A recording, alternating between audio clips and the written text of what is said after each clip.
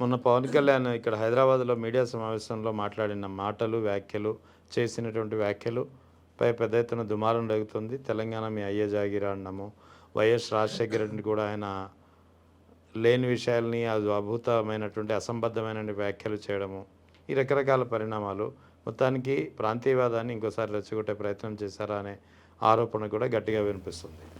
అంటే ఒకటి నాకు తెలిసి పవన్ కళ్యాణ్ గారి గురించి కానీ ఎంత తక్కువ మాట్లాడుకుంటే అంత మంచిది అనిపిస్తుంది. ఎందుకంటే నాకు కేవీపీ గారు లెటర్ రాశారని తెలిసింది. కానీ నాకు తెలిసి ఇచ్చారు, కౌంటర్ ఇచ్చారు. కేవీపీ గారి స్థాయి వేరు, పవన్ కళ్యాణ్ గారి స్థాయి వేరు. కానీ ఈ పవన్ కళ్యాణ్ గారికి కేవీపీ గారు లెటర్ రాయాల్సిన పని లేదు నాకు అనిపించింది. అంటే ఎందుకంటే మరి వారి ప్రాణ స్నేహితుడు ఒక ఆత్మ మన రాజశేఖర రెడ్డి గారిని అన్నారు కాబట్టి ఎవరికైనా వస్తుంది. కానీ ఆయన మాట్లాడకూడదు. మా అటువంటి వాళ్ళు మేమందరం ఉన్నాం, ఏమి కింద స్థాయి నుంచి మాట్లాడచ్చు. కానీ రాజశేఖర రెడ్డిని మాట్లాడే స్థాయి పవన్ కళ్యాణ్ గారికి లేదు. అదే ఎందుకంటే చిరంజీవి గారు కానీ పార్టీలు పెట్టినప్పటి నుంచి వారికతా చూశారు. రాష్ట్రంలో ప్రజలంతా ఏం చేశారు, వచ్చి 18, 21, 18 ఎన్నో వచ్చాయి. దీన్ని తీసుకొని వచ్చి కాంగ్రెస్లో కలిపేసిపోయారు. అంతో ఇంతో మేలు చేసినారంటే వారి కుటుంబానికి రాజశేఖర రెడ్డి గారు 100% మేలు చేశారు. అది అయిపోయిన తర్వాత పవన్ కళ్యాణ్ గారు పార్టీ పెట్టారు. పవన్ కళ్యాణ్ గారు పార్టీ పెట్టినాక 130, 120 నిలబడితే ఒక్కటి గెలిచాడు. ఆయన కూడా గెలిచలేకపోయాడు. అటువంటి పరిస్థితుల్లో ఏదో కూటమి పుణ్యమాన్ని వచ్చినాయి. అది ఊరికే ఏమి లేనప్పటికీ 100% స్ట్రైక్ రేట్, 100% స్ట్రైక్ రేట్ అని చెప్పుకుంటారు. ఎట్టయితుందండి నాకు అర్థం కాలే.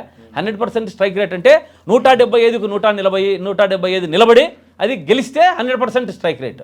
ఏదో ముష్టి వాళ్ళు తెలుగుదేశము కూటమిలో ముష్టి ఇచ్చి 21, 20 నీకు 21 ఇస్తే ఆ 21, 24 నిలబడి నేను 100% స్ట్రైక్ రేట్, 100% స్ట్రైక్ రేట్ అంటే ఎట్లయితుంది? అది నాకు తెలిసి అది 100% స్ట్రైక్ రేట్ కాదు.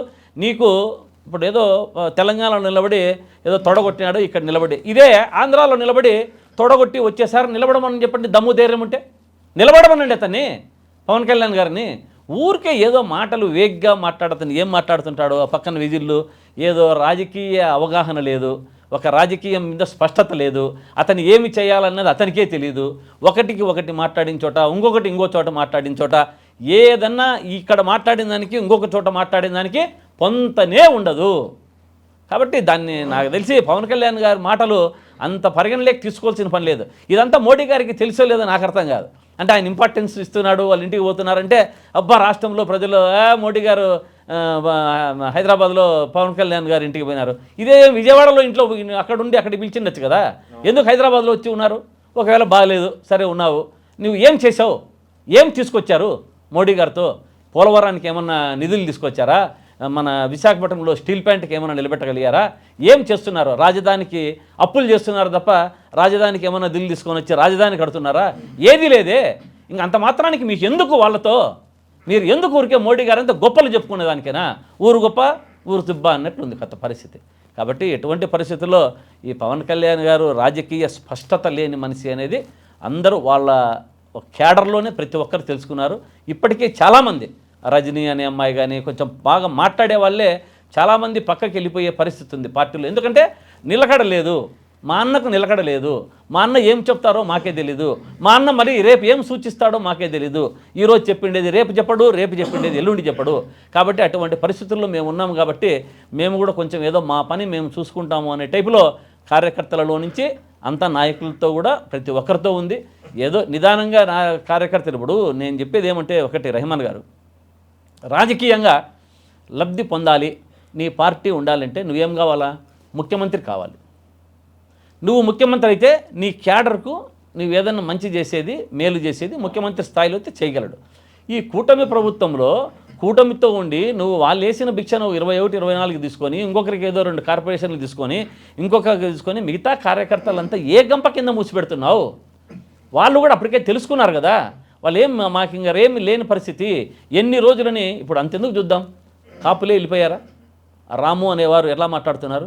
కాపు సంఘం యొక్క అతను కార్యదర్శి దాసర్ రాము గారు కానీ ప్రతి ఒక్కరు కానీ మీరేం చేశారు నాకు అనే ఒక నాయకుడు మాట్లాడంటే ఒక సామాజిక వర్గాన్ని ఇంకంతకన్నా రాజకీయ అవగాహన లేదంటారా?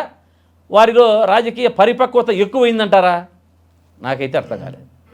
పరిపక్వత ఎక్కువైందో లేకుంటే తక్కువైందో నాలెడ్జ్. కానీ ఒక సామాజిక వర్గాన్ని అందులో మన ఆంధ్రప్రదేశ్లో ఎక్కువ భారీగా ఉన్నటువంటి నీ కోసము నీ దీనికోసం నువ్వు ముఖ్యమంత్రి కావాలని నువ్వే అడిగేవాళ్ళని ఒక ఎన్నికలలో మీరందరు చేస్తే నేను అవుతాను సిద్ధము అన్నావు, సంసిద్ధము అన్నావు.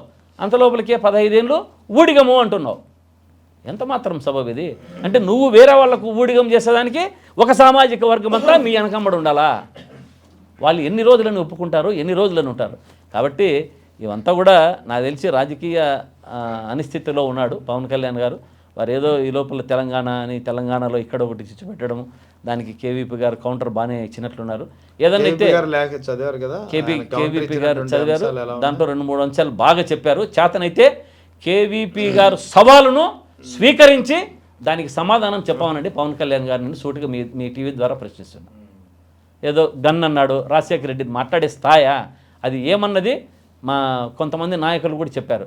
అది మీ ఇంట్లోనే మీ పిల్లలే, మా బాబాయ్ నన్ను చంపుతాడు, గన్ ఉంది, అతన్ని సరెండర్ చేయమని చెప్పితే కోర్టులో పోలీసులు అడిగితే అక్కడ సరెండర్ చేసావు తప్ప ఏం రాజశేఖర రెడ్డి గారి గురించి కాదు కదా నువ్వు. కాబట్టి ఇటువంటి రాజశేఖర రెడ్డి గారి గురించి మాట్లాడే స్థాయి పవన్ కళ్యాణ్ గారికి లేదు. ఇంకొకసారి మీరు మాట్లాడద్దని పవన్ కళ్యాణ్ గారు అని మీడియా ద్వారా పవన్ కళ్యాణ్ గారిని తెలియజేస్తున్నా. ఏదనంటే మీరు అసలు ఉన్న వ్యక్తుల గురించి మాట్లాడండి. అతను ఇంతమంది రాష్ట్ర ప్రజలకు మేలు చేసుకుని మన మధ్యలో లేని మనిషిని గురించి మాట్లాడడం అనేది ఎంత మన సంస్కారానికి హీనంగా ఉంటుంది ఒకసారి గుర్తుపెట్టుకోండి. నిన్న అది కూడా చెప్పారు ఎవరు, మన గద్దర్ గారి గురించి కూడా. అంటే గద్దర్ గారి గురించి మీరు కారు ఇచ్చిండేది ఇప్పుడు ప్రజల్లో చెప్పాలా మీరు? అది గద్దర్ చెప్పుకోవాలి, గద్దర్ గారి పిల్లలు చెప్పుకోవాలి. అరే పవన్ కళ్యాణ్ గారు మాకు ఇది చేశారు అని చెప్పుకోవాలి. నువ్వు చెప్పేదాంట్లో నీ సంస్కారం ఏమి? అది సంస్కారహీనం కాదా అని అడుగుతున్నా. వాళ్ళ అమ్మాయి కూడా ఖండించింది కదా, మరి తప్పు కదా ఇది? మనుషులు మన మధ్యలో లేని వారి గురించి మనం మాట్లాడడమే అది కుసంస్కారం కింద వస్తుంది. కాబట్టి ఇటువంటి పరిస్థితుల్లో పవన్ కళ్యాణ్ గారు ఆలోచించుకోవాలి. వారికి కొంచెము దేవుడు నిజంగా అతనికి కొంచెం రాజకీయ పరిజ్ఞానాన్ని ఇవ్వాలని మీ టీవీ ద్వారా కోరుకుంటున్నాను. అంటే ఇట్లా కాంట్రవర్సీ ఉండదు ఆ పరిజ్ఞానం వస్తే. ఇటీవల ఒక సర్వే ఏదో ఇంటర్నల్గా ఒక సర్వే ఆంధ్రప్రదేశ్లో చేశారు ఒక సంస్థ వాళ్ళు. కాపుల పరిస్థితి ఎలా ఉంది? ఎందుకంటే 2024లో కాపులు పెద్ద ఎత్తున కూటమికి మద్దతు పలికినటువంటి పరిస్థితి, జనసేనకు ఓట్లు వేసి గెలిపించారు. ఆ కాపుల్లో పరిస్థితి ఇప్పుడు ఎలా ఉంది? నిజంగా ఇప్పుడు కాపులు తిరిగి ఇప్పుడు కూడా కూటమి వైపే ఉన్నారా, జనసేన వైపే ఉన్నారా అనే విషయంలో ఒక సర్వే నిర్వహిస్తే దాదాపుగా 40-45% కాపులు అసంతృప్తిగా ఉన్నారు కూటమిపై అని తేలింది.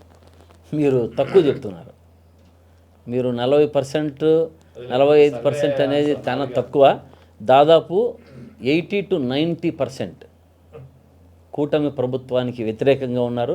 ఎస్పెషల్లీ పవన్ కళ్యాణ్ గారికి ఇంకా డెడ్ అగెనెస్ట్గా ఉన్నారు. అంటే మీరు అడిగారు ముఖ్యమంత్రి చేయాలా, మీరందరూ ఉండండి అని. సరే కాపుల్లో అయితాళ్ళు అని చెప్పి ఏదో ఆశాజ్యోతి ఆశాదీపం అని చెప్పి ముందుకొచ్చారు. ముందుకొచ్చిన వాళ్ళని వేరే వాళ్ళ పాదాల దగ్గర కూర్చోబెట్టి ఊడిగం చేయమంటారా?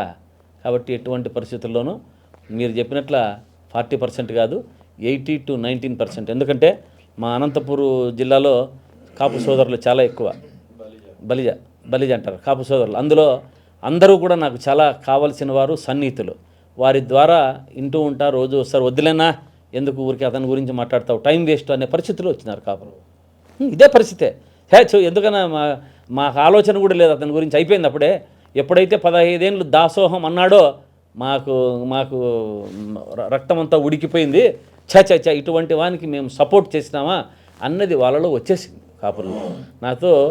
నా నిజంగా దాదాపు 100 మంది మాట్లాడితే 99 మంది అలాగే చెప్పారు, 99%. కాబట్టి నాకు తెలిసి పవన్ కళ్యాణ్ గారికి కాపులు ఎటువంటి పరిస్థితుల్లో వాళ్ళు కార్యాచరణ రూపొందిస్తూ ఉన్నారు. వాళ్ళు ఇతను ఎక్కడుంటే అతనికి వేయడమే కాకుండా అతను ఎక్కడుంటే అక్కడ కూడా అందరినీ అడ్డుకునే పరిస్థితి వచ్చింది వాళ్ళకి.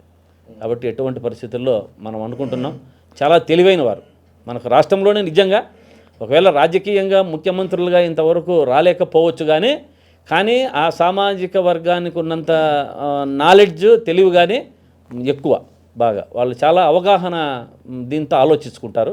కాబట్టి ఇటువంటి వారు ఎటువంటి పరిస్థితుల్లోనూ పవన్ కళ్యాణ్ వైపు వాళ్ళు కన్నెత్తి కూడా చూడరు. పవన్ కళ్యాణ్ గారు ఆపక్కున్నారంటే తల ఆపక్క పెట్టుకుని పండుకుంటున్నారు. అదే పరిస్థితి వచ్చింది ఇప్పుడు.